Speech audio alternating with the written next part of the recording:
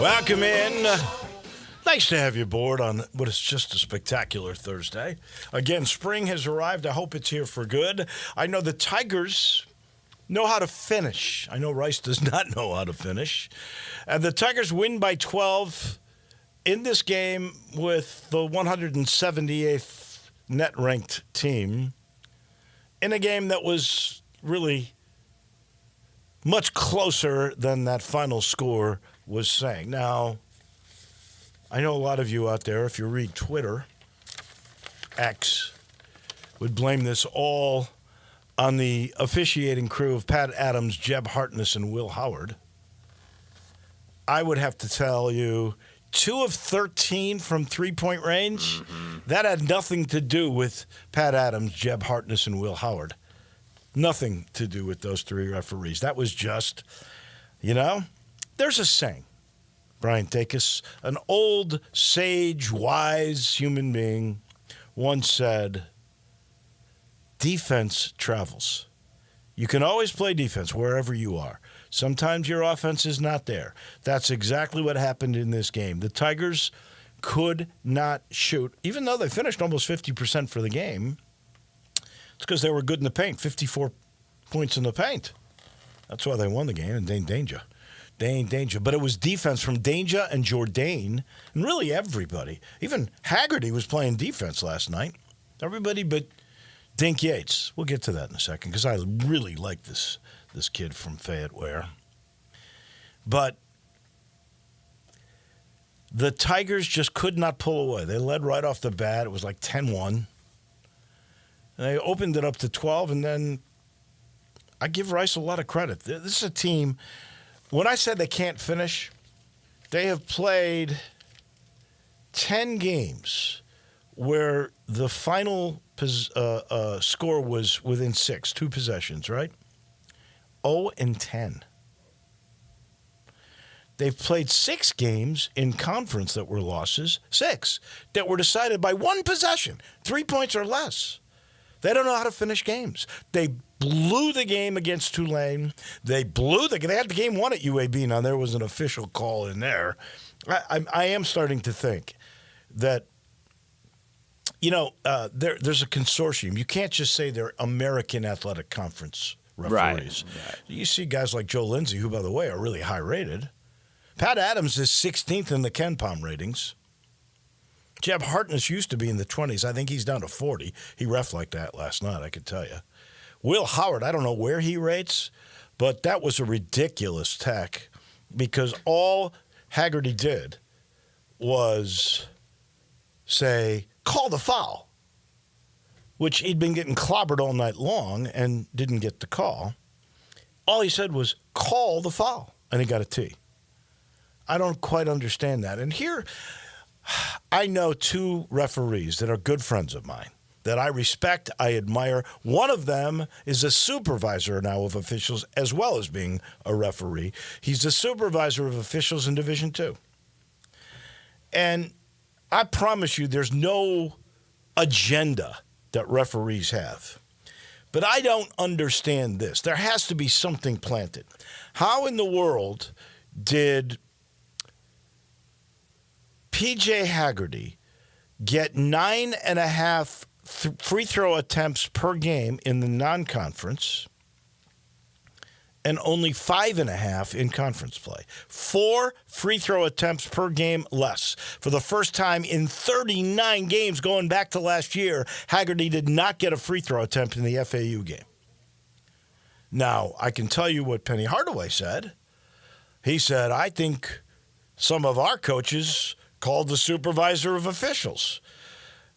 And I believe I heard, can't say from whom, but that an official told Penny last night, if he shakes his head, then we think he's flopping. What? If he shakes his head? Well, maybe he is trying to get a call, but it doesn't mean he's not getting clobbered. Call the play. Forget the head. It's like an agenda. And I can't believe that any supervisor of official would go in and say, hey, guys, we got this guy at Memphis, and he's getting all these calls, and it's just flopping. Call the play. call it as it is. He got massacred a couple of times, no call. And the same thing with Dane Danger. I mean, that's really, there was a sequence there where Danger got killed once or twice, and then it was the foul on PJ that PJ just had enough, and I think it was a buildup. We'll see how it gets called the rest of the way. And Rice, by the way, if you look, they average 24.5 free throw attempts per game. They are 14th or 13th in the country in that regard. They do two things. They get fouled, and they're good rebounders. Last night, not so good. The Tigers had 40 rebounds on them to 29. That was a big part of it. If the Tigers don't go, honestly, 2 of 13 from three-point range, they are going to kill them. That's just pure and simple. Right. And I watched the Zoom call that the TV crew did with Rob Lanier, and he was going, they asked him the keys, and they go, well, the keys have got to be P.J. Carter can't hit threes, yeah. Hunter can't hit him, Haggerty can't hit him, and he got that, and he still lost. Right. And it was by 12, but that was just very fortunate at the end. That came from defense. Sure did. Last night, the best player on the floor was Danger. Man. Most of the nights, it's Haggerty. And look, Haggerty's line, all he did was 21 points. Now, he was 0 for 3 from three-point range.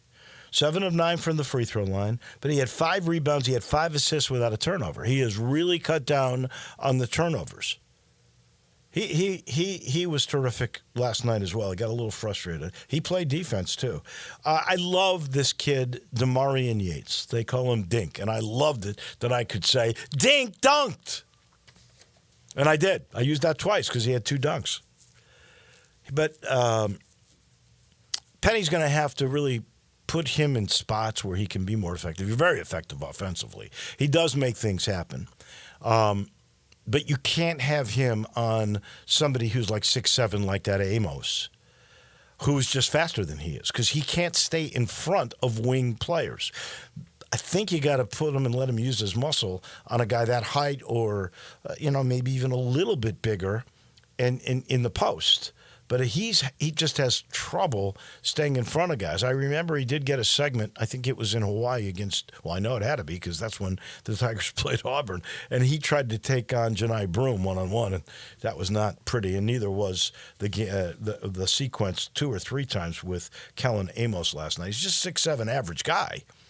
But I know Penny wants to go 10 deep. And I like that until you get to the NCAA tournament. And I like that to keep guys fresh. And I think this guy can help you, but he's got to get better defensively, staying in front of guys. But here's the thing. The Tigers, they play to the level of their competition. That's right. And that's really good when you're playing a great team. It's not so good when you're playing a team you should easily beat. And even though that line was 12, so that helps you in the metrics of the net, because I think it's anywhere from 10 to 15. It's helpful. This game should not have been as close as it was. I'm sitting in the Family Leisure Studios as we get set to talk with our friend Pete Pranica, who, by the way, has told me he's got breaking news. I've heard a little inkling of this. I'm excited about it. He'll tell you in a second. But as we sit here in the Family Leisure Studios, I'm reminded to tell you to get to I-40 and Whidden Road, because the preseason pool and patio sale, and it feels like spring now, is in full gear. 2024 pricing on all the above pools and the patio furniture. So listen to this. You can get up to 70% off on patio furniture. And if you say Sports 56, if you say Bryant Dacus, if you say Wolo, $250 gift card that goes toward the purchase of any pool, spa, or patio furniture. So figure this out. 70% off state-of-the-art furniture that's just the 2024 model, because the 25s are coming in. And you say, Wolo, $250 off of that? You're stealing. Get there. I-40 and Whidden Road. That's Family Leisure. Let's head just down the road. Pete Pranica, voice on TV of the Memphis Grizzlies, who's got to be tired after all the extra work he did in the overtime game with 299 total points. I didn't think you'd have any breath left, but I hope you have enough breath for breaking news with Pete. Good morning. What's happening? Good morning, Wolo. Got two pieces of breaking news for you. Number one, people may have already seen this, but the Grizzlies are going to simulcast 5 of their games on WMC Channel 5 here in Memphis. Yep. They will also be showing them on WSMV in Nashville and WBXX in Knoxville. So these will be simulcast. You can see them on FanDuel, and then you can see them on those stations as well. So that's great TV, correct? That is Gray TV. Okay. That is the Gray TV group. So it's an agreement that the Grizzlies have entered into with Gray Television to show those 5 games. And FanDuel Sports Network is involved in this. Other teams have done this where they have simulcast some of their games on their regional sports network partner and on over-the-air TV. So that's what the Grizzlies are doing. And for those of you who want to mark your calendars, the games are March 12th, Grizzlies home to Utah. Saturday, March 15th. Now, that is against Miami at FedEx Forum. It's the Tony Allen jersey retirement night. And important to point out to everybody across the state of Tennessee is that the over-the-air broadcast, they will include Grizzlies Live. And the post-game show for that Miami game will be the Tony Allen jersey retirement. So the entire state can see it on free TV. Then there's also the big game Thursday, March 27th at Oklahoma City. April 1st, home to Golden State, another big game. And then the season finale Sunday afternoon at home to Dallas. So those are the 5 games that will be simulcast on those stations that I mentioned. And it's exciting news. And that's item number one, and I got another piece of breaking news, but you may want to... Okay, hold that for just one second. Let me go back to this. Is this a foreshadowing of what could come up in the future? And I say this because I know that WMC, not only do they have their usual Channel 5, right, but they've got the bubble portion of it. I don't know if they call it WMC Plus, but and I can't even remember the number that it is, because I just say WMC Plus on my Comcast, and I get this other thing, but it's Channel 5 point something. Are we thinking that maybe this is something that will become a regular thing next year or in the future? I think there's every possibility that it will continue into the future. Let's be honest, the sports landscape, sports media landscape is changing. We know that FanDuel Sports Network emerged from Chapter 11. We know that they're good for this year and next year. And beyond that, we don't know where the business is going to be. So this is an opportunity. First and foremost, it's to get Grizzlies games to as many people as possible across the state of Tennessee. That's the most important part. Now, does this fold into some different television strategy going forward? Only time will tell. But I think it's a great move by the Grizzlies. It's great for fans all across the state. So again, you can watch on FanDuel if you have FanDuel. But if you don't have cable TV, or if you don't subscribe to the sports tier, doesn't matter. In those 3 cities, in those stations on great television, you're going to be able to watch the Grizzlies for free. All right, give me the second part of breaking news. Okay, the March 31st game. Grizzlies at home to Boston, taken by TNT, so no local television. However, I got the call this week that TNT has hired me to do the play-by-play for that game. So I will have the national TV call on TNT. Analyst yet to be determined. It won't be Brevin, of course, but yeah. So that was a pretty cool call to get. Yeah, well, congratulations for sure to you. And we should point out it's not the first time you've done a TNT game. You did some playoff games. Correct. For them. So I've done playoff games for NBA TV, and I did a regular season game for TNT 3 years ago. And I've done summer league for Turner or Warner Brothers Discovery or whatever we're calling them today. But so I've had a good relationship they're fantastic people to work with, and delighted to get that phone call. Well, mazel tov to you. That is fantastic. We're happy for you. And that'll be March 31st, did you say? Yes, against Boston.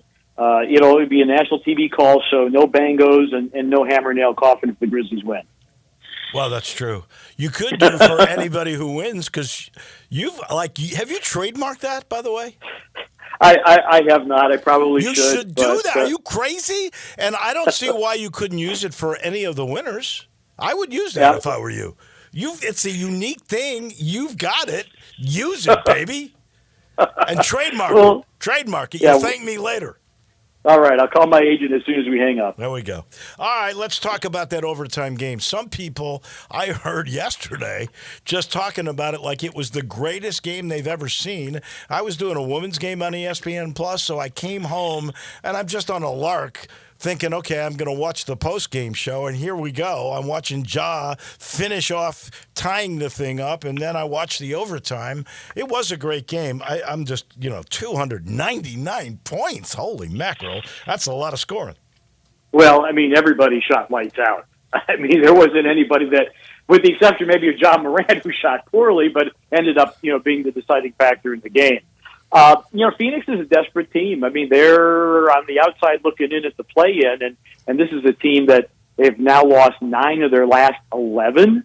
When you've got Kevin Durant and Devin Booker and Brad Beal, and this is where you are. So I mean, they're playing desperate basketball, and they shot just unbelievably well.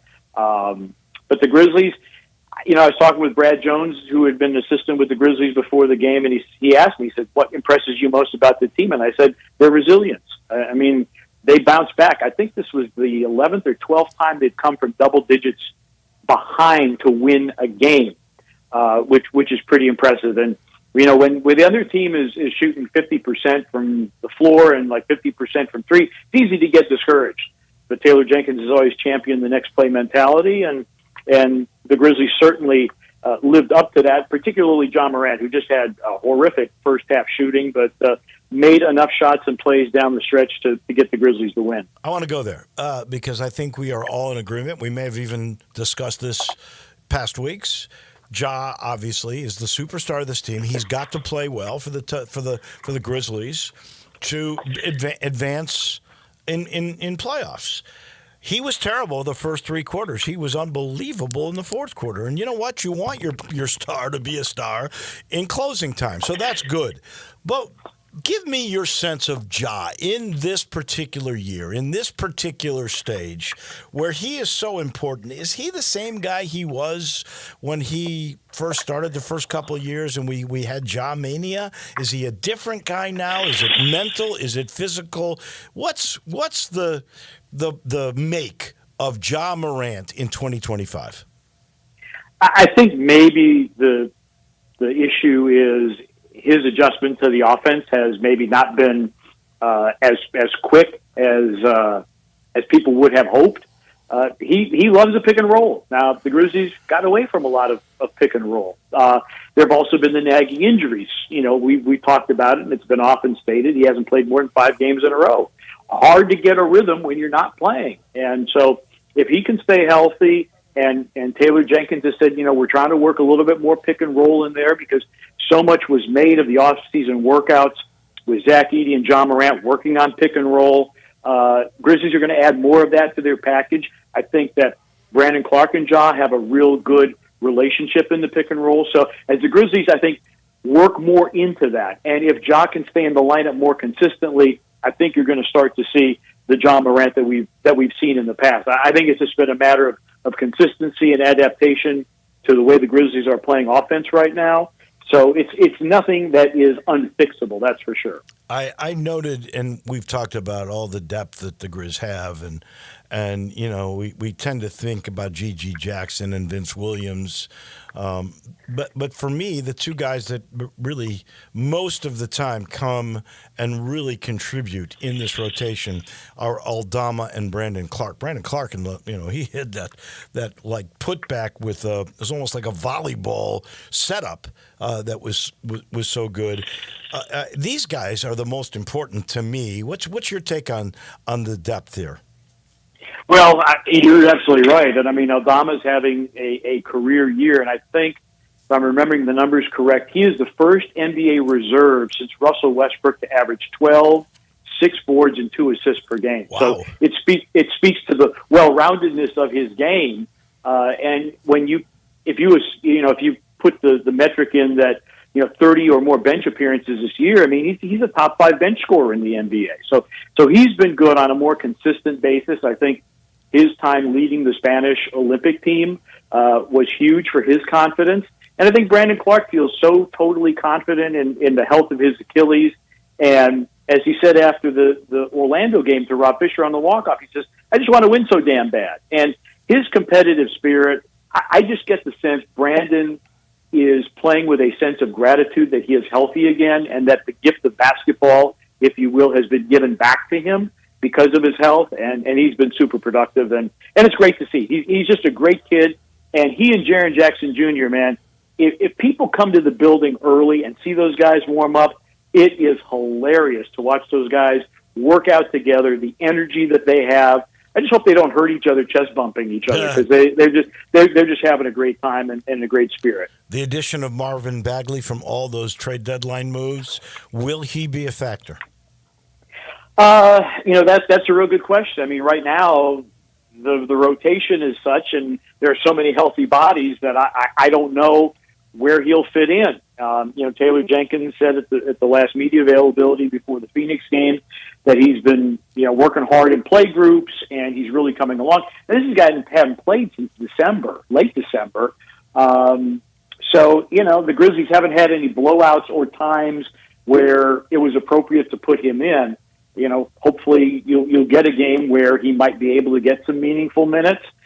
I personally think he could be a difference maker, but at this point, I think they're trying to get him ramped up, trying to get him acclimated to the Grizzlies system and terminology and what they want to do.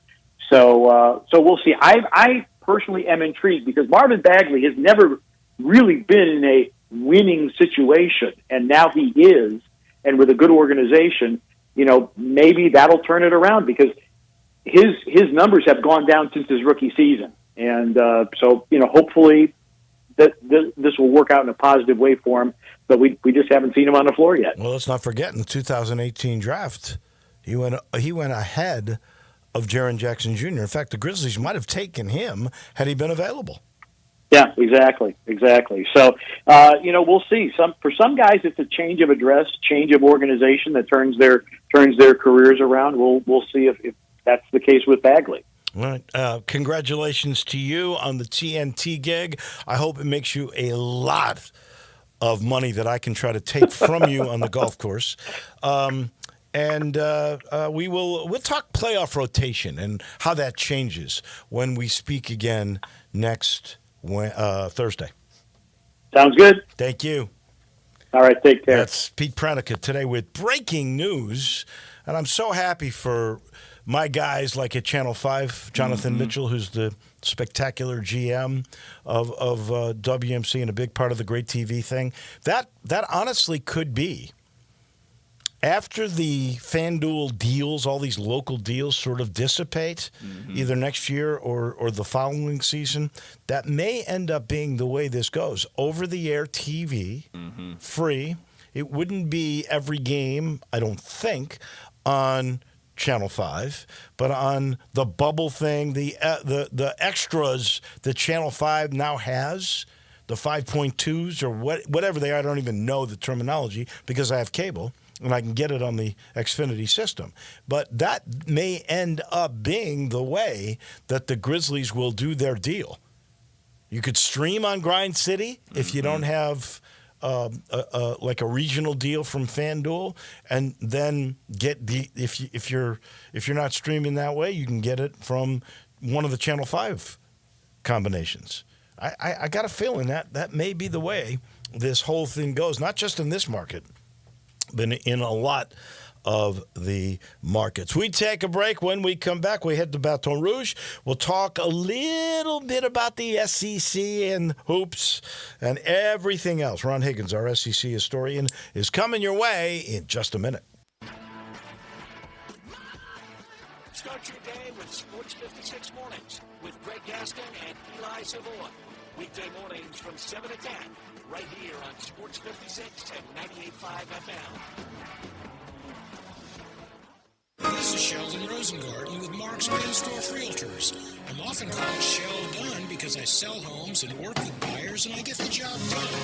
There are 7 keys to successfully selling your home quickly at a great price. First, call me.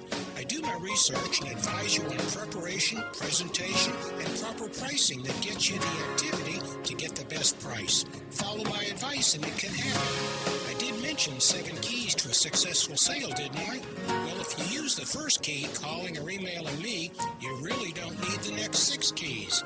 Remember, that's Sheldon Rosengarten at 483-0546 or MemphisRelocate.com. If you don't need me now, write it down for later or for a friend. That's Sheldon at 483-0546 at MemphisRelocate.com. Do it now, and who knows, you may hear your home advertised here. Remember, as bad an offer as I am, when selling homes, Sheldon gets it done.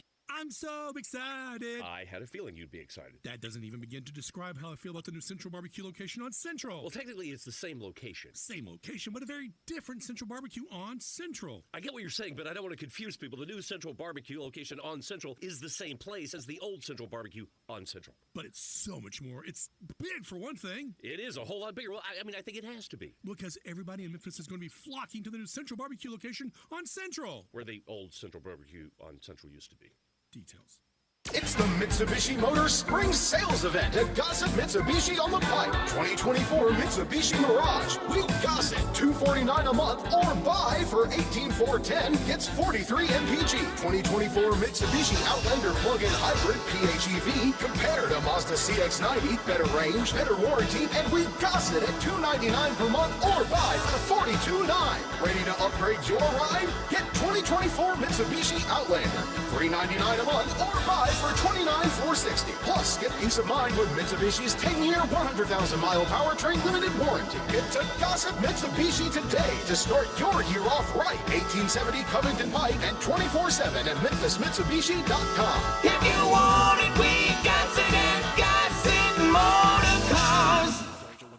MSRP 18410, PHEV RZO 59821, MSRP 489, Outlander RZO 67325, MSRP 33210, includes all rebates and incentives, PF 895, excludes tax title license, see dealer for complete details, offer valid through end of the month with approved credit, dealer stock only. Tiger Nation, Memphis women's basketball is back in action at the El Marone Fieldhouse Saturday, March 1st at 2 o'clock when the Tigers welcome the Tulsa Golden Hurricane to the 901. Prior to the game, we will honor our senior class, and at halftime, we will recognize the legendary career of Tamika Whitmore by retiring her jersey. It's time to stand up, Memphis, and cheer on your Tigers in their final home game of the season. Be sure to get your tickets now at GoTigersGo.com.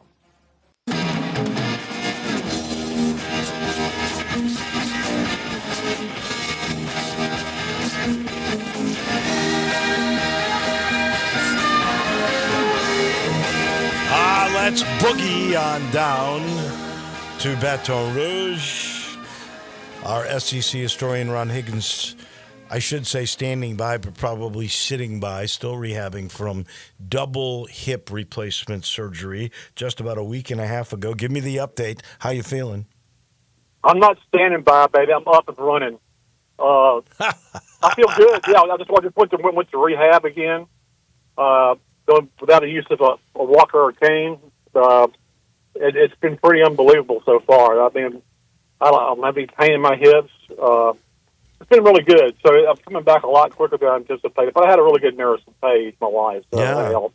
So let me ask you this. If somebody else was facing that similar dilemma, both hips are hurting, would you recommend doing both at the same time? If both needed to be done at the same time, yeah, because I know somebody, there's another sports writer in Memphis, I know, not Memphis, in Tennessee, and Jim Steele, guy, East Tennessee. He just had one hip done. He's going to get the other one done. I would recommend doing it at the same time. One, because you'll have to go back in 3 or 4 months later and do another surgery. Right, you don't have to be put and not being put under. Put under twice. Secondly, when you rehab, you'd like to have rehab both at once, because if you try to rehab the one you just got fixed and the one that you haven't got fixed yet, you have a tendency to cheat and lean on the one that you haven't gotten fixed, and it kind of screws it up. So even worse. So you try to rehab both at the same time. That's another point. And two is it helps the doctors if you do both at the same time to kind of even your legs out, make them even, because sometimes in the hip replacement, one leg can end up being shorter than the other if you don't do them both at the same time. If you need them, I just recommend doing both at the same time. It hadn't been terrible. Again, for the first 3 or 4 days are really tough, but once you get past that, it's a lot better. And so, yeah, I feel a ton better. Absolutely. This medical update brought to you by Campbell Clinic. No, I'm just kidding. Just kidding. All right, we've had over the last couple nights blowouts in this league that is so good with the latest bracketology. 13 teams still in. I don't know. Maybe that'll be the case. But we had Auburn just destroying Ole Miss. We had Alabama 30 over Mississippi State. Missouri 30 over South Carolina. That's not a very good basketball team, honestly. But still, there have been a few competitive games, but for the most part, like last night, it was a good game with Texas and Arkansas.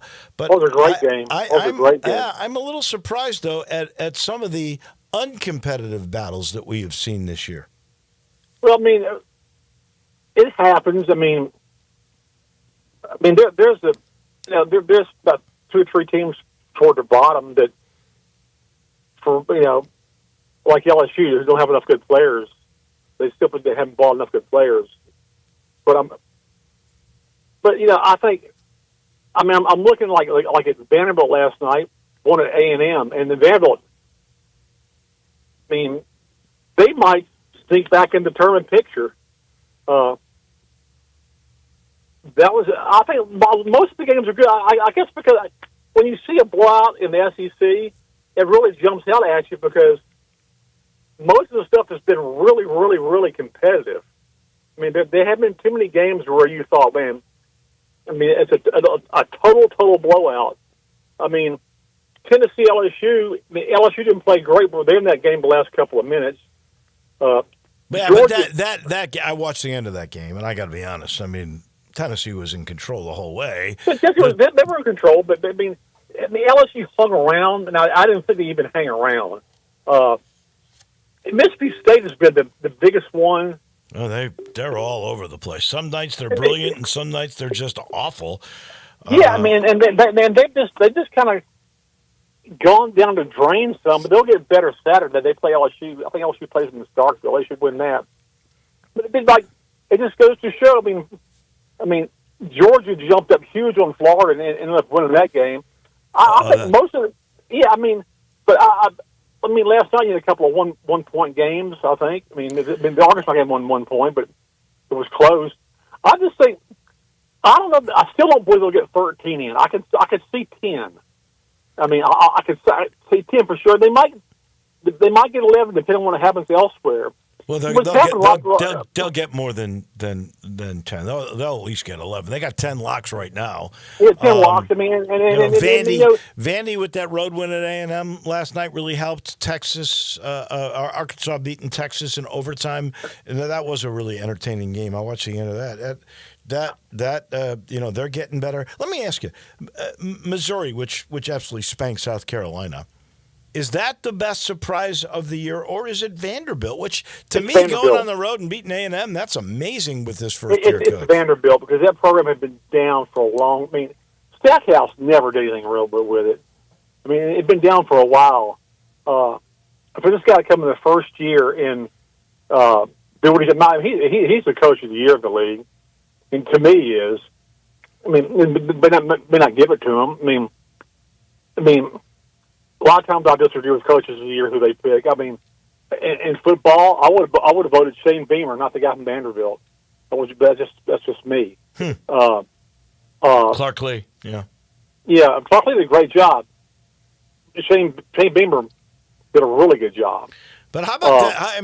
I get your pick of Vandy, but Missouri State with the same guy that couldn't win a game. They were 0 for the conference, Dennis Gates was last year. And here they are. I mean, they lost to Memphis. And I remember Mike Kelly, their play-by-play guy, passing me a note because we sit next to each other up top at FedEx Forum.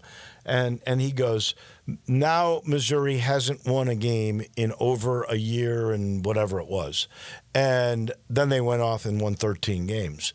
I think with the same guy, there were a lot of people, I think, up at Missouri that were not convinced Dennis Gates could get the job done at Missouri. And, here they are. So that's a pretty good story in its own right, too. They didn't win a conference game last year.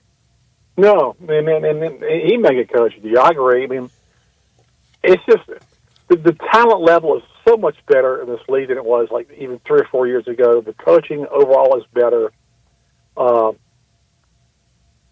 Everybody's got to play good in the tournament. But it'll be one of the better SEC tournaments they've had. I mean, and it's not because they already got all these teams and they're already locked in the NCAA tournament. I think they're just competitive and they like winning. Everybody likes to win. I do think Auburn's still the team, but there's enough teams around. I think Alabama is right there. Florida lost the other night. They had a bad game. They can be there. Tennessee can be there.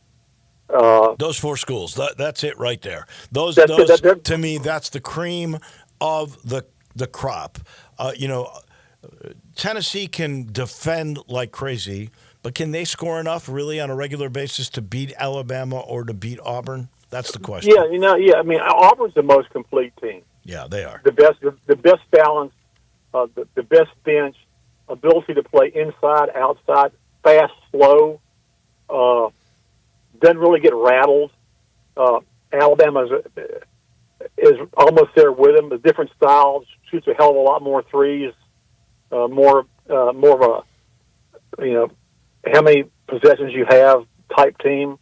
But it's been a really fun year to watch in this league because all these games are really good, and they're really good basketball players. And a lot of times in this league before, I give us the NIL, man. You can go buy yourself some players and buy 2-3 good ones and surround them with some people. You can have a pretty decent team. And these schools went out and bought really good people, except for LSU. And that's because they just need to give more money to men's basketball than other sports. But I wish that. Wait, stop. Whose NIL budget is bigger? The men's or the women's program? No, women's. Really? Absolutely. But because they have a head coach who is one of the best in the history of women's basketball. Is she raising the money? Is she raising the NIL cash? I'm sure Kim can go out and raise anything, especially homegrown Louisiana person. Came home, won a national championship in her second year here. Players love playing for her. Charismatic. Let me throw this out. I remember this is years ago. It was after a down year. I don't know if it was Wade Houston or who it might have been. But Tennessee threw out the idea maybe Pat Summitt should do the men. I threw the idea. I wrote a column on that several times. Oh, you wrote that idea. Okay. What about Kim Mulkey being the LSU men's coach? But, I mean, there are people who can coach anybody regardless of gender. Pat Summitt's one of them. Yeah. Kim Mulkey's another one. Well, you're going to see Becky Harmon. She has a chance. She's in the WNBA now, but I remember there were a lot of people thought she might be Pop's successor at San Antonio. There's a lot of women's coaches who can cross over and coach men and would be really good. Kim can coach anybody. She reminds me a lot of Pat Summitt in the sense of the way she runs a practice and the way she's into games and doesn't take crap off of referees and fights for her team, and her team plays hard for her. It's simple playing for Kim Mulkey. Everybody thinks it's complicated. It's not really complicated. If you bust your butt and play hard and you play defense, you're going to play. There you go. And work within the team framework. Mm-hmm. And Pat was pretty much the same way. And Kim played for Pat in the Olympics, and so they had that kind of bond. But I believe that Pat Summitt could have coached Tennessee's men's team. I believe that. I believe that for sure, and I believe Mulkey could probably do the same thing. I've watched her coach up close when she was at Baylor and they played in the NCAA tournament here, and I was very impressed with her command of every aspect of the whole thing. Back to the men for a second. I'm guessing LSU and South Carolina are the only two teams that we would at this moment rule out of the NCAA tournament. Is that a fair assessment?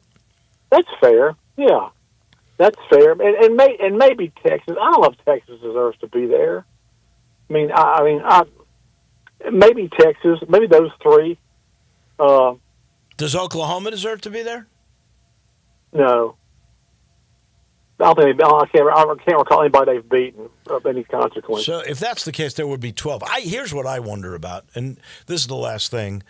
Yeah, the SEC tournament is going to be a grind. It may grind you into fatigue for the NCAA tournament, but does it really help you? I think once that tournament is started, the field of who's in and who's out is probably already determined. Yeah, honestly, the team I really believe is probably on the bubble. As far as the last SEC team to get in, right now, I would have to say it's Mississippi State or Vanderbilt. Vanderbilt it's been pretty consistent all year. State's really faded badly. But wouldn't you put State in over Ole Miss? They swept them. Yeah, but you might do that, but you go back and say, who else would they beat? I can tell you they beat Memphis, and Ole Miss lost to Memphis. And Ole Miss 8-7 and State 7-8. So let's say, I guess we'll have to see how the last three games play out. But at this point, that I don't know how you'd lean. It's really tough. But to be determined, and we'll talk about that next Thursday. Continue your great progress, my friend, with the dual hip replacement rehab. All right, man. I appreciate it. See you. Appreciate you. Thank you much. That is Ron Higgins. He's brought to you by Ken Garland, Custom Home Builders. Ron goes way back. We're talking 50 years to the SEC. His dad, by the way, was a sports information director at LSU. That's how he got his ties in Baton Rouge. He's lived the SEC his whole life. Ken's lived basically building houses or renovating houses with innovation since he was a kid, because that was his dad, then he did it. Now his son, William, is in the business. You get 3 generations of building wisdom, of all the newest. When you remodel and you do it with the innovative new modern amenities, that's what you get with Ken Garland Custom Home Builders. I'm talking about go on the website, see over all these years, almost 80 years now, the palaces that they have built all around the Memphis Mid-South area. It's really impressive. And then talk. You'll like that even more. And know this, the job is never totally finished. They're with you the whole way. Once you build with Ken, they're with you forever. Ken Garland, Custom Home Builders. We pause for a second. We'll head downtown. We'll talk with Jarvis Greer on a myriad of topics, including, I talked with him earlier. He compared Dane Danger to Zebo. We'll get into that in just a minute.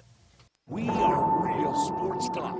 Sports 56 WHBQ. Available on your radio dial at 560 AM and 98.5 FM, as well as around the world online at sports56whbq.com. Take us with you everywhere by downloading the Sports 56 app. And at home, just say, Alexa, play Sports 56.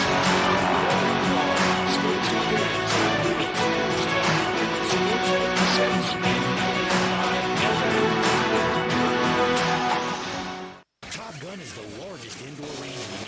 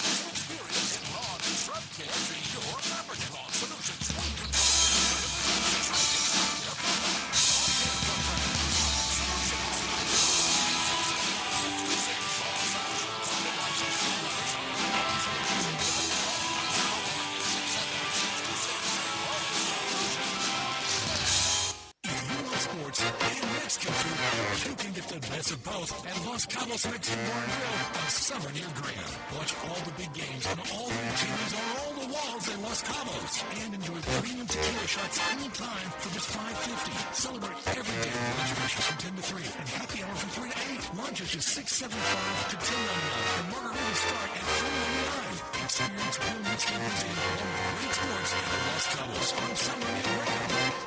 Locally owned and operated for over 40 years, Automatic Gates Construction tailors custom gate solutions for all your residential, commercial, and industrial needs, including repairs, maintenance, and installation. Automatic Gates Construction specializes in designing and installing automatic gates and fencing that seamlessly blends security, functionality, and aesthetic appeal. Elevate the safety and efficiency of your property with a premium gate solution. Automatic Gates Construction at myautomaticgates.com.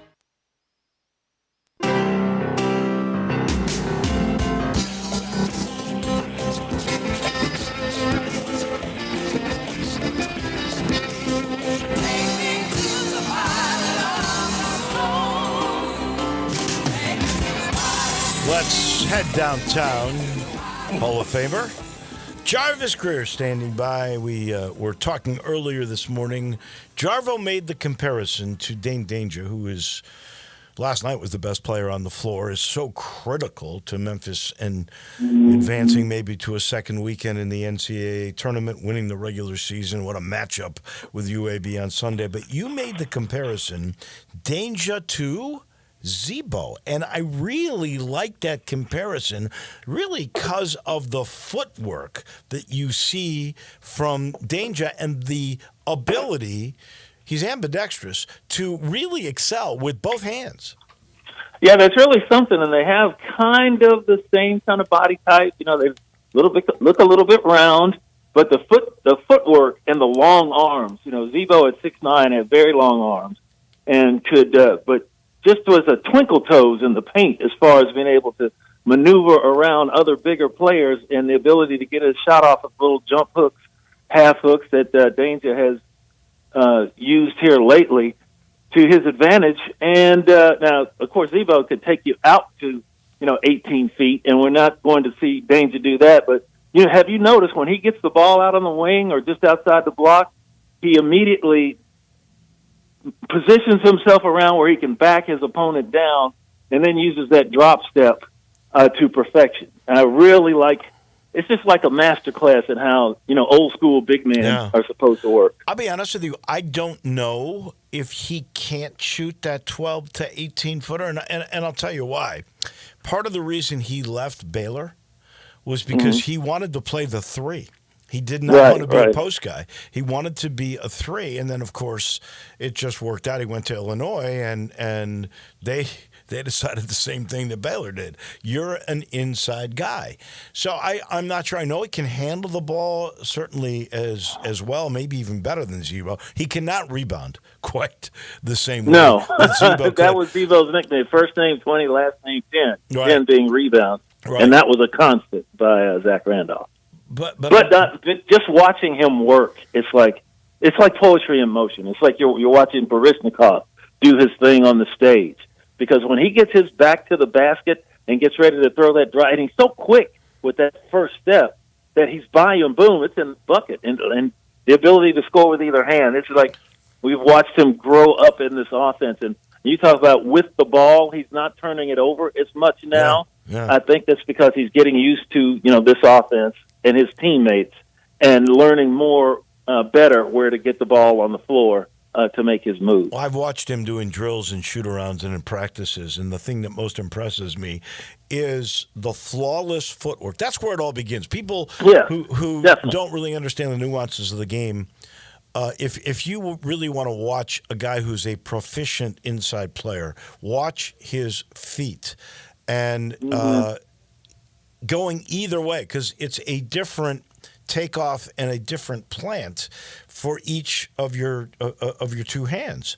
And by the way, Danger's got two good hands too. They are good at catching, and when he doesn't try to do too much, he's very good at passing. And that's the one area of his game that has really improved since Illinois. He's an assist. He's the third or fourth leading assist guy on Memphis. He and Jourdain keep going back and forth on that particular stat.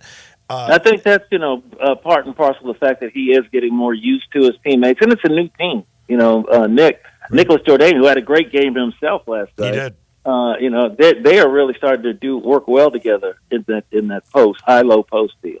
We switch gears and go to the NFL Combine, and Memphis has 2 invited to the Combine, first time in a little bit. They are Seth Hennigan, who, by the way, played great in the Senior Bowl, and that last drive, that was his. Yeah, that was the only time he was in the game, and he won the game. What was he, 6 of 8 passing, and I think one of them was a throwaway. Yeah, that's right. And then the last play of the game was a touchdown pass to win the game. I think his stock went up. That earned him the invite. Rock Taylor also invited. Do you think both will end up getting drafted by the NFL? Well, I think Seth is kind of a unique talent in the fact that he is just really cerebral as a quarterback, and he doesn't make mistakes. He's a low turnover guy. I think what's the most he's had in a season? 10, maybe? Interceptions? 10, 11? Oh, I don't think he's ever had, not in one season. I don't think he ever had only that had many. 6. He only had 6 last year. Yeah. So, and that's in what? They were 11-2. That's in 12 games. So, you take that average, and he throws a lot of passes. So, that and the fact that, he's a coach's kid, which helps him from the beginning. He was played in a really good offense that really suited his talents. He had good receivers to throw to. But I just think, when you got a guy talented like that, now the game has changed as far as quarterbacks are concerned in the NFL now, when they're much more mobile, and you got guys that can run. And Seth is not a running quarterback, but heck, Tom Brady wasn't a running quarterback either. And I think what he did at 5'2", 40, Seth's around 4'8". So that's fascinating. You just want to be nimble enough to avoid trouble and then get the ball out to the right people. And as Pepper Rogers, the old Showboats coach, used to say, you're paid to hit them when they're open. When they're covered, no. But you hit him when they're open, and he can do that. And Rock, going to Rock, Rock's a big receiver, 6'3", 225. He's got the size. He's got the hands.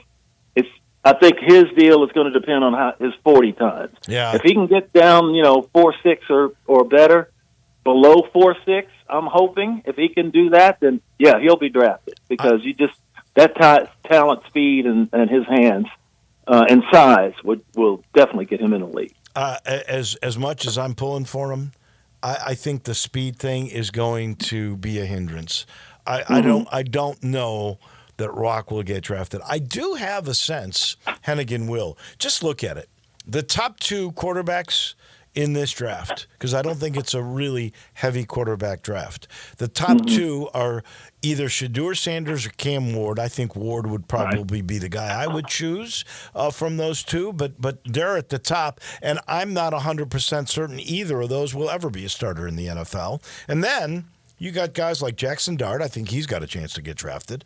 And Jackson Dart's a really good quarterback. Plus, he's mobile. Yeah. He's got speed, and he's got all the tools that you'd want in a quarterback, especially in today's game. Quentin Ewers, the kid from Texas. Dylan Gabriel, who started at UCF, went to Oregon.